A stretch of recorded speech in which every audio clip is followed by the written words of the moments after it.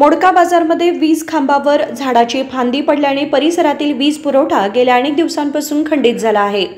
याचा फटका येथील रहिवासी आणि व्यापाऱ्यांना होत आहे। जिजामाता चौकातील भरतेश कॉलेजच्या मागच्या बाजूला असलेल्या मोडक्या बाजारात जुनाट झाड आहे। त्याच्या फांद्या वादळी वाऱ्याने पडत आहेत।